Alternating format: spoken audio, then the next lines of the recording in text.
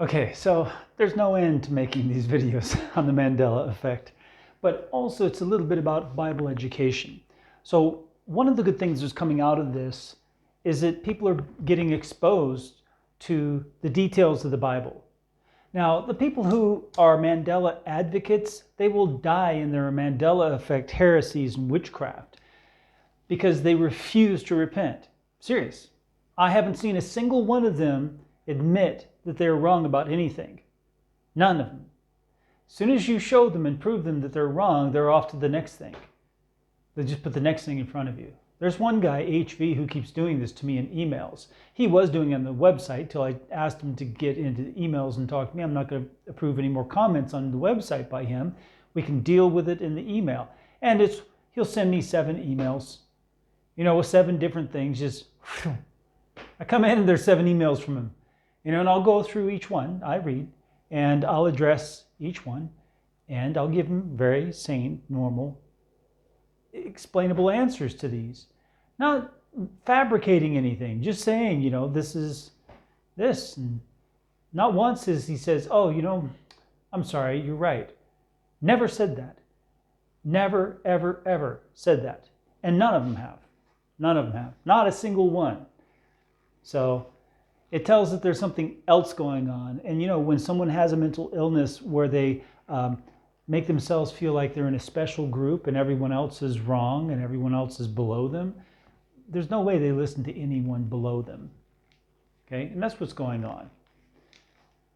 So now this woman has made a video, and there are 2 biblical issues that she's not asking about. She's trying to tell people that this is proof that the Mandela effect is true and someone is changing all of our Bibles and is preparing for the Antichrist. No, you're preparing people for the Antichrist.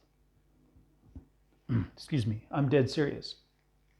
The Mandela effect people who are talking about the Bible, they are preparing people for the Antichrist.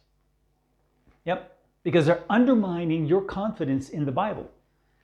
And yet it's I do like 30 seconds of research and I find an answer. At most, maybe 5 minutes. Okay, so like this guy, it's not about the Bible, but this guy gave me a photo of a game in 1990 or something like this, a soccer game. And in the background, you can see a placard of advertisers. And one placard says Philips with 2 L's. Well, Philips has never had 2 L's, and it doesn't make any sense because it's a Dutch family name. In Dutch, it's not spelled with 2 L's. In English, it is. So it had to be either another company, which when I did, I Googled Philips with 2 L's, and there were tons of companies, even some with the plain blue letters that looks like the Philips. But the font is different. The Philips has very short stem on the P. So the P is almost like a D with a little stem on the bottom. So there are little things like that. If you know about design and font design, you can recognize the differences. And these had very long stems and the smaller P, like an English P. And so what I did was I took it and I literally took the Philips logo and I took out the background.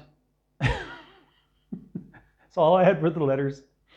And I took the picture and I took a white square and I put it on top of where the Philips with 2 L's are.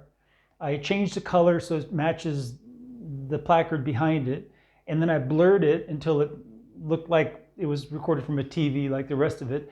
And then I put the Philips on there and I resized it, made it the right angle and everything. And I changed the color to be the same color as the previous one. And then I blurred it and everything. And it looked like the exact same sign with 1 L. And I sent it to the guy. I said, I did this in 10 minutes.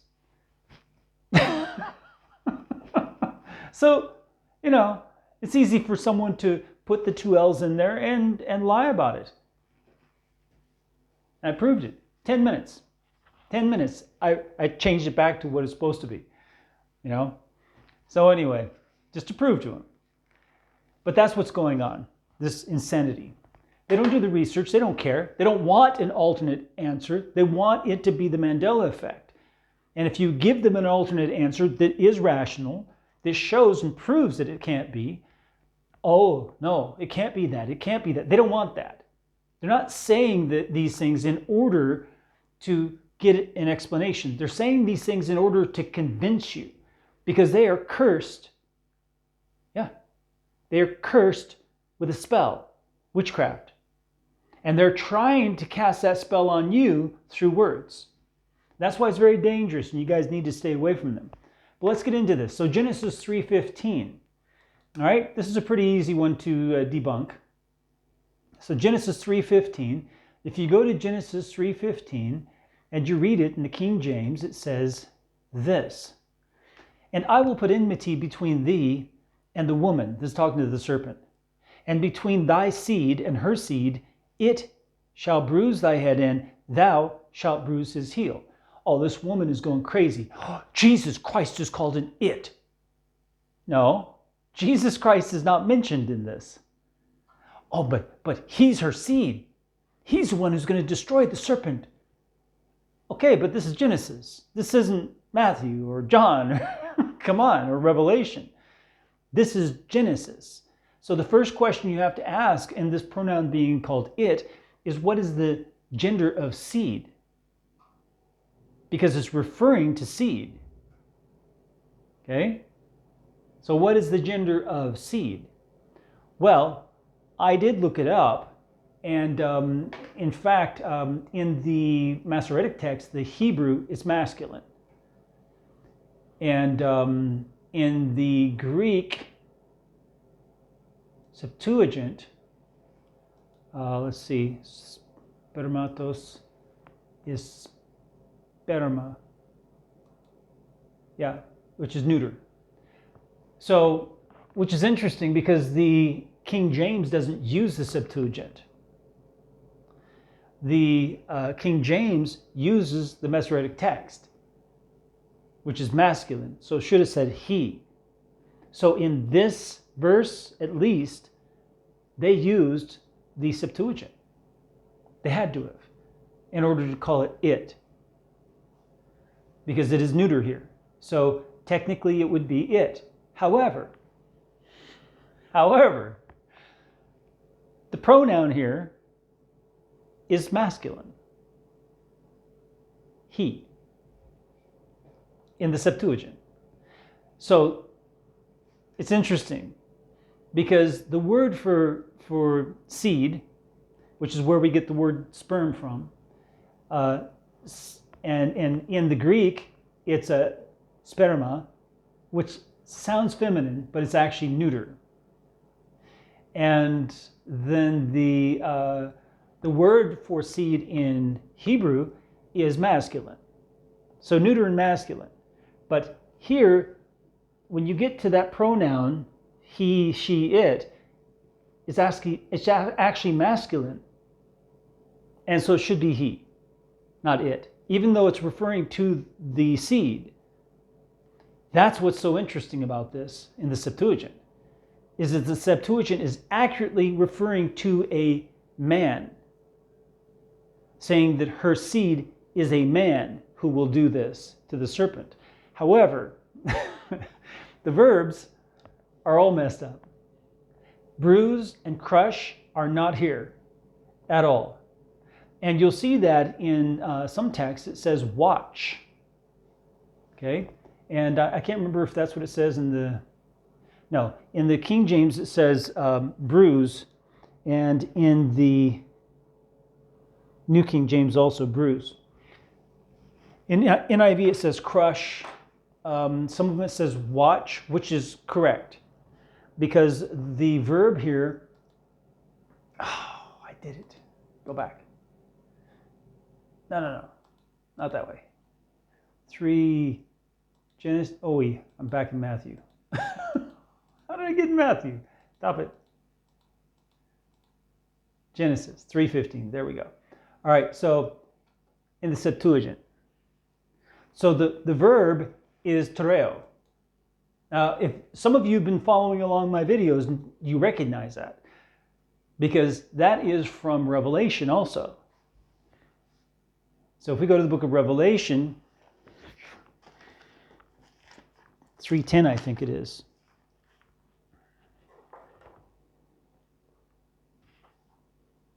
Yeah, Revelation 3:10. We did 3 videos on that. And the last one was extensive Greek. And in that we talked about tereo, this verb, which is to keep watch on, to protect from injury, but especially to keep watch on like guard. But it's to protect from injury. It's very interesting that it's used here. So he will keep watch on not the, but a head of you. A head of you. Not the head of you, a head of you. That's what's so interesting also. There's no article there. And he will keep watch on like guard, especially against injury. A head of you, and you will keep watch on heel, I'm sure is what it is. Yeah, heel. On the heel of him.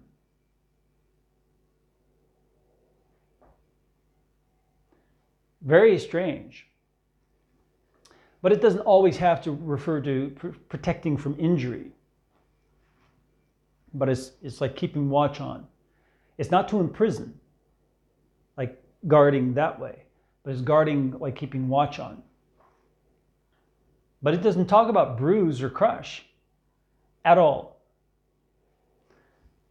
So, but if you look at the translations, you can see the translations made some decisions, and probably based on the manuscripts that they chose to use.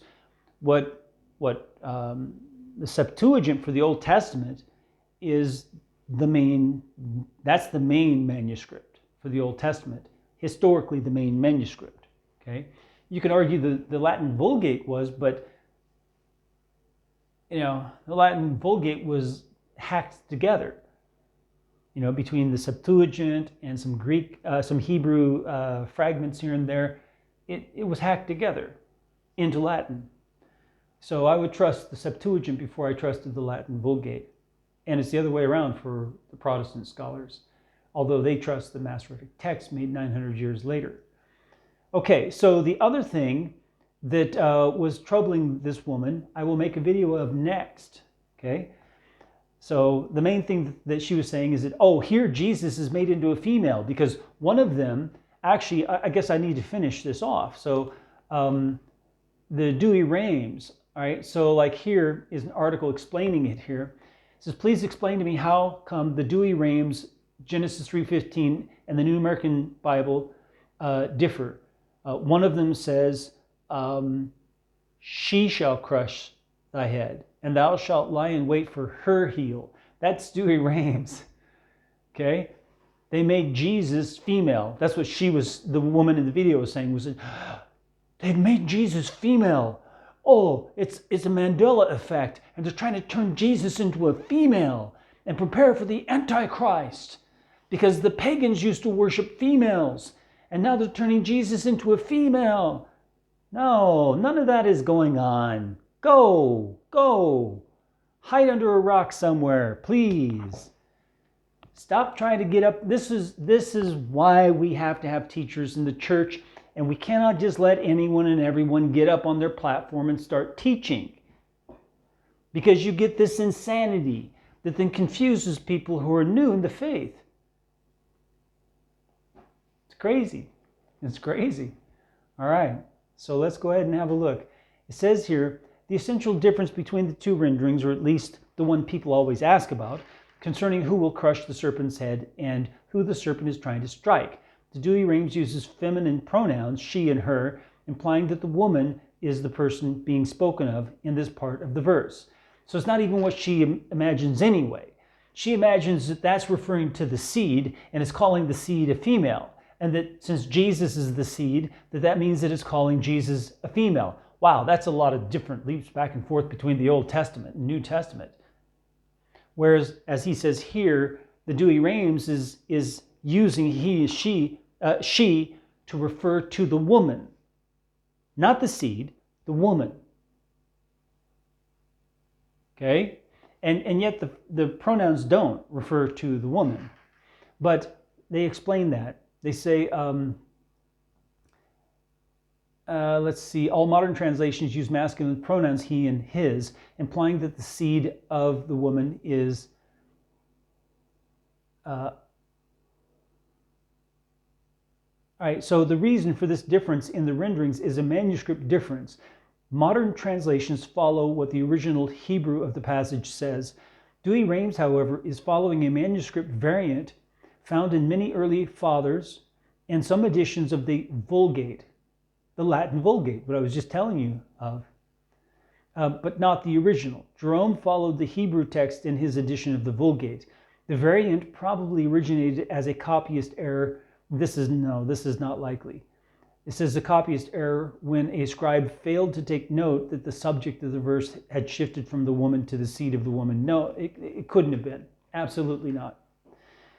So people notice this variant today because the expression found in the Douay-Rheims has been the basis of some popular Catholic art, showing a serene Mary standing over a crushed serpent. I've seen that before.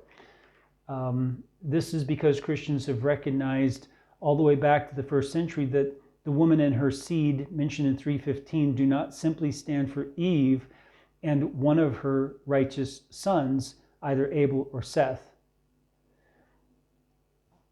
They prophetically foreshadow Mary and Jesus, thus just as the first half of the verse, speaking of the enmity between the serpent and the woman, has been applied to Mary, the second half, speaking of the head crushing and heel striking, has also been applied to Mary, due to the manuscript variant, though it properly applies to Jesus given the original Hebrew.